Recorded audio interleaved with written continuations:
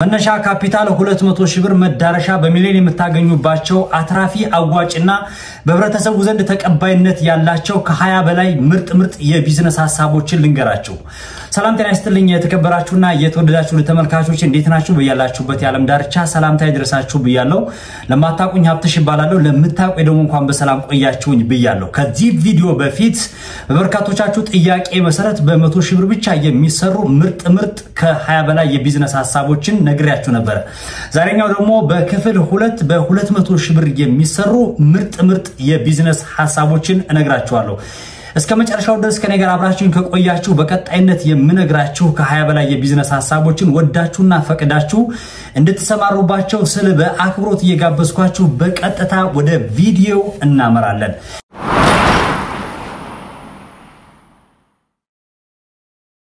ከምንም በፊት ማሳሰቢያ የምነግራችሁ የተከበራችሁና የተወደዳችሁ ተመልካቾቼ እንደየ ቢዝነሶቹ አይነት ጥበትና ስፋት ካፒታላቸው ሊለያይ ይችላል። እኔ የማቀርባቸው የቢዝነስ ሐሳቦች ካፒታላቸው ይሄን ያክል ይበቃል ብዬ ስላችሁ የሰው ልጅ መጀመሪያ ዳዴ ብሎ መነሳት ስላለበት ነው። የሰው ልጅ ከዜሮ መነሳት ስላለበት ነው። የሰው ልጅ ባለው ገንዘብ አቀብ ተነስቶ ነገ ሚሊዮን መድረስ ስለሚችል ነው። ዛሬ በ200 ሺህ ብር የሚሰሩ የቢዝነስ ሐሳቦችን ልንገራችሁ እንጂ ነገ 2 ሚሊዮን 3 ሚሊዮን ያን ድርጅታችሁን አስፋፍታችሁ መድረስ እንደምትችሉ ከወዲሁ ማሳሰቢያን መንገር ፈልጋለሁ። በአሁኑ ሰዓት ግን እኔ የምነግራችሁ የቢዝነስ ሐሳብ በትክክልም በርግጥ በርካታ ሰዎች በዚህ ስራ መስክ ላይ ተሰማርተው ካፒታላቸው ይሄንን ብቻ ስለሚያወጣ በ200 ሺህ ብር ብቻ የሚያሰሩ የቢዝነስ ሐሳቦችን ይዤላችሁ መጥቻለሁ። በድጋሚ አብራችሁን ቆዩ።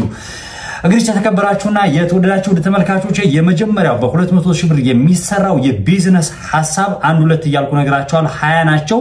እስክሪብቶ ወይም ደግሞ በሆነ ኖትቡክ ይዛችሁ መጻፋችሁን አትዘንጉ። ከነዚህ ከመጠቅሳችሁ 20ዎቹ የፈለጋችሁት እንድትመርጡ ወይም ደግሞ ለማነጻጸር እንዲጠቅማችሁ ለማለት ያክል ነው። የመጀመሪያው ልብስ ቤት ነው። ልብስ ቤት ሲባል ልብስ ስፌት ነው። ልብስ ስፌት ነው የሚባለው። በነገራችን ላይ ጣቃውን ገዝታችሁ ሊሆን ይችላል ወይም ደግሞ ከሌላ ቦታ ያመጣችሁ የልብስ ስፌትን መስፋት የሚችል ሰው ሲንጀር ወይም ደግሞ የልብስ ስፌት መኪና የሚባለውን ገዝቶ የገባ ሰው በ200 ሺህ ብር ባልደረሰ እንዱ መልስ ባለው አንድ ሲንጀር ወይም ደግሞ አንድ የልብስ ስፌት መኪና ገዝቶ ብቻ ነገ 10-20 ይኖረዋል። ዞሮ ግን የልብስ ስፌት መኪና አጠቃላይ ልብሱን የልብስ ስፌት መኪናውንና አነስ ያለች ጠባብ ቤት ብቻ ይዞ ለመስራት 200 ሺህ ብር ካለው የልብስ ስፌት ቢዝነስ መጀመር ይችላል። እንዴት? ማብራሪያ መጨረሻ ላይ ነግራችኋለሁ። ሁለተኛ የዶሮ እርባታ መስራት ይችላል። በነገራችን ላይ በ200 ሺህ ብር ዶሮ እርባታ ቢዝነስ ውስጥ መግባት ይችላል። ገጠር አካባቢ ሆናችሁ ከተማ አካባቢ ያላችሁ ካላችሁ በ200 ሺህ ብር ካፒታል ብቻ የዶሮ እርባታ ውስጥ መግባት ትችላላችሁ። ዶሮን አርብታችሁ በመሸጥ ለገበያ ለተጠቃሚ ለፈለጋችሁት ነገር ከዛም በተረፈ ደግሞ ዶሮዎች የሚጥሉት እንቁላል ይዛችሁ እየሸጣችሁ ወደ ቢዝነስ ውስጥ መግባት ትችላላችሁ። በስንት? በ200 ሺህ ብር ብቻ። ሶስተኛ ካቻፕ ማምረት ሲባል እንግዲህ የተከበራችሁና የተወደዳችሁ ተመልካቾች የተወሰነ ማሽን ያስፈልጋል። ካቻፕ ታውቃላችሁ ብዙ ጊዜ በያስባለሁ በቲማቲም የሚሰራ ስልስ ነው። የካቻፕ ቢዝነስም ለተለያዩ ለሆቴሎች ለፒዛ ቤቶች ብቻ ለፈለጋችሁት ለሱቅም መርካቶ የተለያዩ ቦታዎች ላይ ሄዳችሁ ማስረከብ ትችላላችሁ። ካቻፕ በ200 ሺህ ብር ብቻ ቢዝነሱን መጀመር ትችላላችሁ። እንቀጥላው ነው። አራተኛ የህትመት ስራ ለመስራት ህትመት ስራ ሲባል እንግዲህ ሁለት አይነት ህትመቶች ነው የምነግራችሁ። የመጀመሪያው ቢሮ ብቻ ከፍታችሁ ትልልቅ የፕሪንቲንግ ቤት ወይም ደግሞ ባነር የሚያትሙ ቤቶች ጋር የኮሚሽን ሰራተኛ ሆናችሁ ወይም ደግሞ ዛም ተታዘዙትን ትዛዝ እናንተ ግራፊክሱን ወይም ደግሞ የባነር የፎቶ ኤዲቲንጉን ሰርታችሁ በዛ ባነር ህትመት የሚደረግበት ቤት ሄዳችሁ ፕሪንት አስደረጋችሁ መምጣት። ከዛ በተረፈ ደግሞ ትንንሽ የስቲከር ወይም ደግሞ የተለያዩ አይነት ነገሮችን ፕሪንት የሚያደርጉ አነስተኛ ማሽኖች አሉ።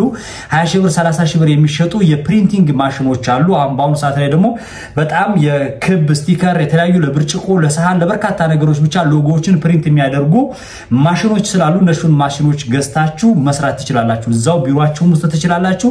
በኦንላይን መስራት ትችላላችሁ። ምንም ችግር የለውም፣ ይቻላል። ላፕቶፕ ወይም ደግሞ ኮምፒውተር ያስፈልጋችኋል። ግን አጠቃላይ 200 ሺህ ብር ባለው ካፒታል ብቻ ጠረጴዛ ወይም ደግሞ ቢሮን ተከራይታችሁ አነስተኛ ቢሮ ተከራይታችሁ ወደ ቢዝነሱ መግባት ትችላላችሁ። አምስተኛ እንቀጥል። አራቱን ተናግሬያለሁ። የግብርና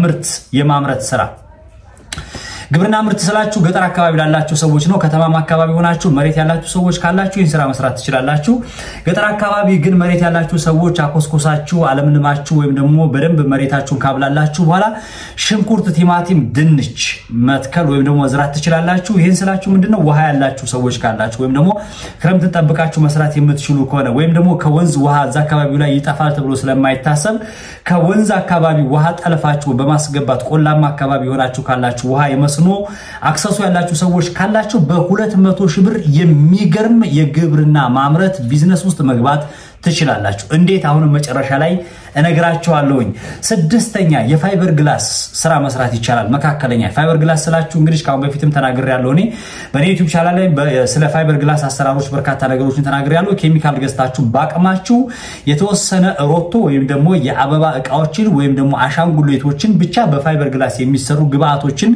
የሮቶ ሲሰበር ጥገናን ጨምሮ የፋይበር ግላስ ቢዝነስ መስራት ትችላላችሁ መካከለኛ በፋይበር ግላስ በ1 ሚሊዮን ይቻላል በ2 ሚሊዮን ይቻላል ግን አሁንም ከዜሮ መነሳት ሰውየው ከታች መነሳት ነገ ያተረፈ እያደገ የሚሄድበት ሲስተም ስለሆነ በፋይበር ግላስ መስራት ትችላላችሁ ሰባተኛ ንግባ ስጋ ወይም ደግሞ ልኳንዳ ቤት ሱቅ ላይ መክፈት የምትፈልጉ ሰዎች ካላችሁ ልኳንዳ ቤት ስጋ ብቻ ነው ያልኩት በነገራችን ላይ ምግብ ቤት አላልኩም ስጋ ቤት ሱቅ ነገር ከፍቶ አይታችኋል በየቦታው ላይ የሙስሊም ልኳንዳ ቤት የክርስቲያን ልኳንዳ ቤት ምናምን እየተባለ እንደሚከፈተው ስጋን አምጥታችሁ ወይም ከቀራ ተረከባችሁ ወይም ደግሞ እናንተ በእርድ መልክ ሊሆን ይችላል አርዳችሁ እዚህ ቢዝነስ ውስጥ መግባት ትችላላችሁ ይቻላል በሬ 200 ሺህ ነው 150 ሺህ ነው 100 ሺህ ነው እንዳትሉኝ ሰው ባቅሙ አሁንም መጀመር ይቻላል ካስፈለገ በኪሎ ስጋ ገዝቶም ሊሸጥ ይችላል ካሉ አነስተኛ በሬ አምጥቶ ስጋ ከቀራ አምጥቶ መጀመር ይቻላል ሱቅ የሱቅ ኪራይ ብቻ ነው የሚጠበቅባችሁ የሚያችን ብረት መስቂያና ቢላዋ ራሳችሁ ሰራተኛ ትሆናላችሁ እሱን ይዛችሁ መግባት ይቻላል ስምንተኛ ላይ ደርሰናል ጌጣጌጥ መሸጥ ጌጣጌጥ ስላችሁ እንግዲህ በርካታ ጌጣጌጦች ይኖራሉ የሴቶች ጌጣጌጥ የጆሮ ጌጥ ሊሆን ይችላል የእጅ የተለያዩ ነገሮች ሀብሎችን ምኖችን ምናምን የተለያዩ ነገሮችን ወርቅ አላልኳችሁም በነገራችን ላይ ቸኩላችሁ ኮሜንት የምትጽፉ ሰዎች ካላችሁ ነው ጌጣጌጥ መሸጥ ይቻላል አይታችሁ ከሆነ አዲስ አበባ ላይ ብትመጡ ደሴም ብትሄዱ ባህር ዳርም ብትሄዱ ኦሮሚያም ትግራይም ብትሄዱ ጌጣጌጥ የሚሸጡ ሰዎች አሉ እንደ ሱቅ በደረቴ እንደዚህ ተሸክመው ይዘው ማለት ነው ስለዚህ እናንተ ግን ከሱም በላይ ሱ በ50 ሺህ ብር በ30 ሺህ ብር ሊጀመር ይችላል ይሄ እንደ ሱቅ ደረቴ ይዘውት የሚዞሩት ማለት ነው ግን እናንተ አነስ ያለች ጥፍ ያለ ሰፈር ውስጥ ላይ አነስተኛ ምናልባትም እስከ 10 ሺህ ብር 15 ሺህ ብር ሊሆን ይችላል ተከራይታችሁ የጌጣጌጥ ቢዝነስ ውስጥ መግባት ትችላላችሁ በምን በ200 ሺህ ብር ይቻላል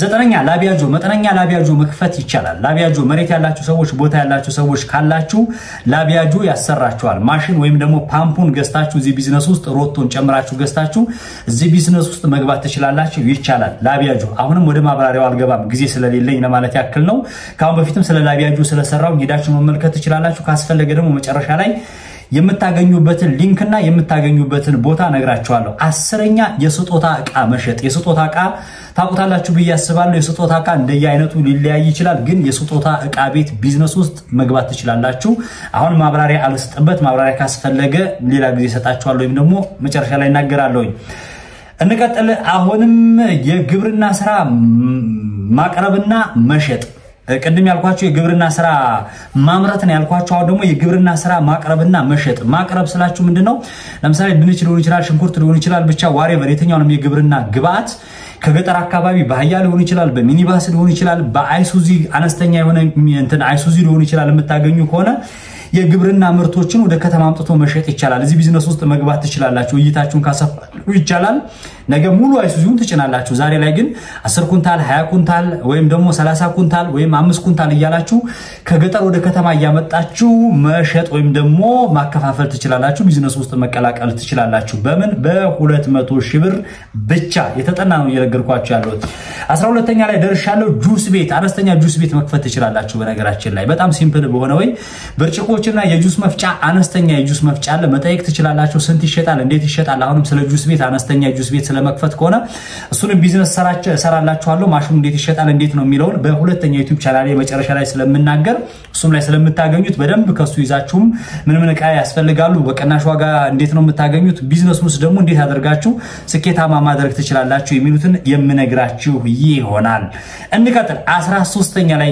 ደርሰናል እንቀጥል አይደለ ከኔ ጋር አብራችሁ ናችሁ ብያስባለሁ እስቲ ኮሜንት ላይ ካንተ ጋር ነን ሀብትሽዬ በሉኝ እስቲ ከታች ተሰማችሁን ደስታ እስቲ ኮሜንት ላይ አስቀምጡልኝ ካንተ ጋር ነን ብላችሁ ጻፉልኝ እንቀጥል 13ኛ ጎሚስታ መክፈት ይቻላል በነገራችን ላይ ጎሚስታ እንዳትነቁት እጅግ በጣም አዋጪ አትራፊ ብዙ ሰዎችን ባለፎቅ ያደረገ ብዙ ሰዎችን ባለ መኪና ያደረገ የጎሚስታ ቢዝነስ ነው ጎሚስታ አንድ ማሽን ብቻ ወይም ደግሞ ኮምፕረሰር ገዝታችሁ እዛ ቢዝነስ ውስጥ ገብታችሁ ንፋስ እየነፋችሁ ሊሆን ይችላል ጎማ ካላማደሪያ በርካታ ነገሮችን እየሸጣችሁ ትርፋማ የምትሆኑበት የቢዝነስ ሐሳብ ነው መብራት ብቻ እንዲያስጠቅሟችሁ አድርጋችሁ ገመዱን ወደ ውጭ ተዘርግቶ ፍቃድ አውጥታችሁ የጎሚስታ ስራ ውስጥ መስራት ይችላል በስንት በ200 ሺህ ብር መስራት ይችላል ከ200 ሺህ ብር በላይ የሚፈጅባቸው ጎሚስታዎች ይኖራሉ ኮምፕረሰራቸው ትልቅ ሊገዙ ይችላሉ ነገር ግን እስከምታድጉ እስከምትደርሱበት ድረስ ይችላል ምንም ችግር የለው እንቀጥል 14ኛ አዋጭ ነው ቢዝነሶች ነው መነግራችሁ ቆራሊዮ መረከብና መሸጥ ይላል እንግዲህ በርካታ ወጣቶች ሃይላንድ ሊሆን ይችላል ፕላስቲክ ቆርቆሮ ነክ ነገሮችን ወጣቶች በየሰፈሩ በየአካባቢው ሄደው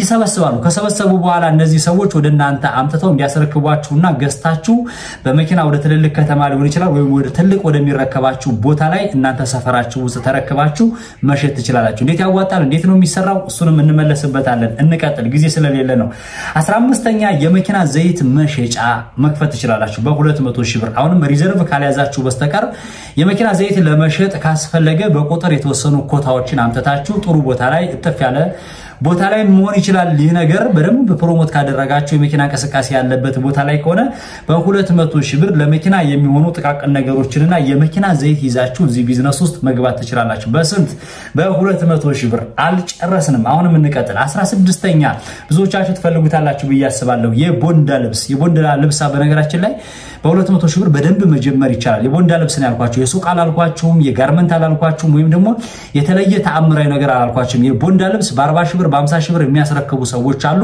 እነዛን ልብሶች ይዛችሁ መጀመር ትችላላችሁ እንደውም ትርፍ አላችሁ በደንብ ከነቤት ኪራዩ በደንብ ከና አለው እንቅስቃሴ ይቻላል አነስተኛ ሸልፍ አነስተኛ መደርደሪያ በራሳችሁ ክሬት አድርጋችሁ በራሳችሁ ሰርታችሁ እስከሚለምድላችሁ ነገ ትልቅ እስከምትሆኑ ነገ የተሻለ ቦታ እስከምትደርሱ ድረስ በ200 ሺህ ብር የቦንዳ ልብስ መስራት ይቻላል የቦንዳ ልብስ ከየት ይገኛል ካሁን በፊት አሳውቂያለሁ አስኮ መርካቶ የተለያዩ ቦታዎችን ለመጥቀስና ምን ያክል እንደሚሸጡ በ50 ብር በ30 ብር በ100 ብር የሚሸጡ ልብሶች እንዳሉ በደንብ በቪዲዮ ራሳቸው ሰዎች እየለፈለፉ ሲሸጡ አሳይቻችኋለሁ አስመልክቻችኋለሁና መለስም ብላችሁ ቪዲዮ ብትመለከቱ ጥሩ ነው ካልሆነ ደግሞ እመለስበታለሁ ኔክስት እንዳታስቡ እናንተ 17ኛ ባልትና በሱቅ ተከራይቶ መስራት ይቻላል ባለፈው በ100 ሺህ ብር ላይ የባልትና ስራ በኦንላይን ወይም ደግሞ ሄዶ ለሰዎች በማስረከብ ለሆቴሎች በእንደ ደንበኛ ሄዶ በመስጠት ይቻላል ብያችሁ ነበር 200 ሺህ ብር ካላችሁ ደግሞ ባልትና ሱቅ ነገር ከፍታችሁ አነስ ያለች ሱቅ ጠበብ ያለች 1 ሜትር በ1 ሜትርም ትሁን ከፍታችሁ ሰው የሚያገኘባችሁ ቦታ ሆኖ በ200 ሺህ ብር የባልትና ስራ መስራት ትችላላችሁ ይቻላል ባልትና ቤታችሁ ያዘጋጃችሁ አምጥታችሁ ሱቅ ቦታ ላይ ከፍታችሁ መስራት ትችላላችሁ 18ኛ ላይ ደርሻለሁ 18ኛ የጂዮና ቡና በአነስተኛ ቤት ተከራይታችሁ መክፈት ትችላላችሁ ይቻላል በርካቶች ከፍተዋል ኮፊ ሃውስ ሲባል የጀበና ቡና ሲባል እንደዚህ ይለያያል እንደየሁኔታው እንደየመጠኑ እንደየይዞታው እንደየዲኮሩ ይለያያል ግን ነገ ኮፊ ሃውሱን ተደርሱበታላችሁ ዛሬ ላይ ግን የጀበና ቡና በጀበና ጀምሩ ትችላላችሁ ካልሆነ ደግሞ በ200 ሺህ ብር በነገራችን ላይ ስቲም የሚባል ቡና አለ 8000 ብር 7000 ብር ናቸው የስቲም ማፍሊያዎቹ ወይም ደግሞ የቡና መቅጃዎቹ የሚሸጡት እነሱም 3 4 እንኳን በትገዙ ራሱ ጀበና ሴሬሞኒ የተለያዩ ነገሮች እንዲኮር አድርጋችሁ በአነስተኛ ቢቻል በአንድ ወር ካልሆነ ደግሞ የሁለት ወር ከፍላችሁ በ10 ሺህ ብርም ወይ ደግሞ በ15 ሺህ ብርም ተከራይታችሁ ከትንሹ ተነስታችሁ የጀበና ቡና መስራት ይቻላል ላችሁ ፈልጋለሁ ወደ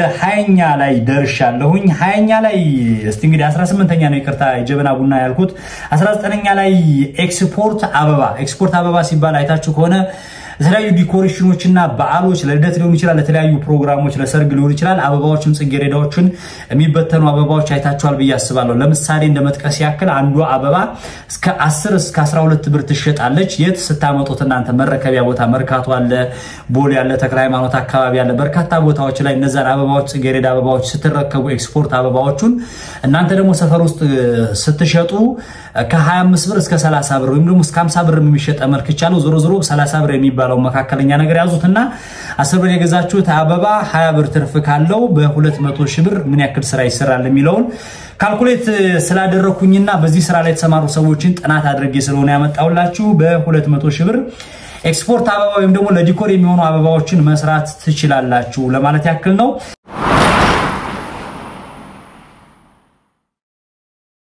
በመጨረሻ 20ኛ የተጠቀሰው ልንገራችሁ የተከበራችሁና የተወደዳችሁ ተመልካቾቼ በመጨረሻ ስነግራችሁ አትክልት ቤት ወይም ደግሞ ፍራፍሬ ነክ ነገሮችን መክፈት ይቻላል። ሰፈር ውስጥ ተጠፍ ብላችሁ ሊሆን ይችላል የሰው ብዛት ያለበት ቦታ ላይ አነስተኛ በሆነ መንገድ እንደ አቅሚቲ ነገ ታድጋላችሁ ትለወጣላችሁ።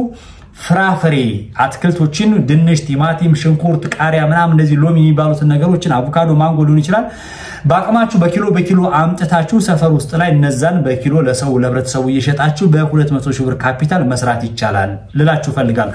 20ዎቹ ምርጥ የተጠኑ አትራፊ የሆኑ 20 የቢዝነስ ሐሳቦች ማለት እነዚህ ናቸው። በመጨረሻ የምነግራችሁ የተከበራችሁና የተወደዳችሁ ተመልካቾች የምታጋንኑ አላችሁ ኮሜንት ላይ መጥፎ ነገር የምትጽፉ ሰዎች ልትኖሩ ትችላላችሁ። ሰው እንዳቅሙ ነው ይሰራል መስራት አይቻልም ወይ ልትሉ ትችላላችሁ። ድብን አድርጎ መስራት ይቻላል። እኔ በደንብ አልሰራም አይሰራም ብለኝ የምትለይ ሰው ካለና እጅን ጎትቼ ነው ወይም እጅሽን ጎትቼ አሳይሻለሁ። ጀምሪ ነገ ተለውጪ ነገ በጉሊት በ5000 ብር በ10000 ብር የሚሰሩ ሰዎች አሉ። 200 ሺህ ብር ማለት ትልቅ ካፒታል ነው። ይቻላል የማይቻል ነገር የለም። ከትንሽ ተነስተን ትልቅ ቦታ የደረሰን ሰዎች ምስክሮች አለንኛ በርካታ ሌሎች ሰዎች ምስክሮች አሉና ይሄንን ነው የምላችሁ። ጨው ለራስ ሲባል ጣፍጥ ነው። መልካም ነገር ሲነግሩት ጥሩ ነገር ሲነግሩት መቼም የቅናት መንፈስ የሚያድርበት ሰው ጥሩ ነገር የማይወድለት እንግዲህ ዱዓ ነው የምናደርግለት ወይም ጸሎት ነው የምናደርግለት ልላችሁ ፈልጋለሁ።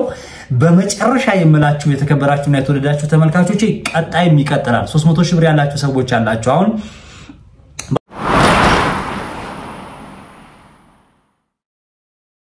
ባለፈው በ100 ሺህ ብር የሚሰራ ነገር ያቻለው በ200 ሺህ ብር የሚሰራ ነገር ያቻለው ለምሳሌ 1 ሚሊዮን ያለው ሰው ባለ 200 ሺህ ብሩንም ባለ 100 ሺህ ብሩንም 3-4 ቢዝነስ መክፈት ይቻላል እንደዛ ችግር የለው። ምናልባትም ከዛ በበለጠ ደግሞ ሰፋ አድርጌ ይሰራለው ይላል ሰው ደግሞ ከዚህ ቪዲዮ በኋላ ደግሞ ሌላ በ300 ሺህ ብር የሚሰራ ሌላ ቢዝነስ በክፍል 3 ይዤላችሁ መጥቻለሁ። በክፍል 4ም በ400 ሺህ ብር የሚሰሩ የተጠኑ ምርጥ የቢዝነስ ሐሳቦች አሉ። በ500 በ600 ሺህ በ700 እያልኩኝ በሚሊዮን እስካላችሁ ድረስ ያላችሁ ሰዎች ምክንያቱም የኔን ቻናል የሚመለከቱት ከትንሽዬ ጀምሮ እስከ ትልልቅ በሚሊዮን ብቻ ሳይሆን በቢሊዮን ገንዘብ ያላቸው ሰዎች ሀብትሽዬ ምን አይነት ቢዝነስ ላይ ኢንቨስት እናድርግ ገንዘብ አለን ይያሉ በርካታ ሰዎች የጻፉልኝ ስላሉ ያናገሩኝ ስላሉ እነሱን በትግስት እንድትጠብቁኝ ይያልኩኝ በሁሉም የተጠኑትን ዞር ብዬ መነሻ ካፒታላቸው ስንት ነው ግባቶቹን በቀናሽ ዋጋ የምታገኙት የት ነው እንዴት ነው ሰክሰስፉል መሆን የሚቻለው የሚሉትን በደንብ እያጠናው ይዤላችሁ መጣለው። ከናንተ የሚጠበቀው ለኔ ዱአ አድርጉልኝ ቻናሉን ሰብስክራይብ አድርጉ ላይክ አድርጉ ሼር ያደረጋችሁት የትኛውንም የሚሰማችሁን ነገር ኮሜንት ላይ ከታች አስቀምጡልኝ። ቪዲዮውን ግን በፍጹም ሁላችሁም ያያችሁት ሰዎች ላይክ ሳታደርጉት አትውጡ ልላችሁ ፈልጋለሁ። ሁሌም ለእናንተ የማመጣላችሁ ምርጥ የቢዝነስ ሐሳቦችን ነው እዚህ ጋር ነገርያችኋለሁ። ሙዚቃ አይደለም ኢንተርቴይንመንት አይደለም ፕራንክ አይደለም ምናልባትም የዛሬው ቢዝነስ ለእናንተ ካልሆናችሁ ነገ ከነገወዲያ ይዤ የምመጣው የቢዝነስ ሐሳብ ለእናንተ ሊሆን ስለሚችል በትግስት እንድትጠብቁኝ ያልኳችሁ የምሰናበታችሁ ወንድማችሁ ልጃችሁ ሀብትሽ ነኝ። በቀጣይ በሌላ ቪዲዮ ተመልሼ እመጣለሁ። በያላችሁበት የዓለም ዳርቻ ሰላማችሁ ይብዛ።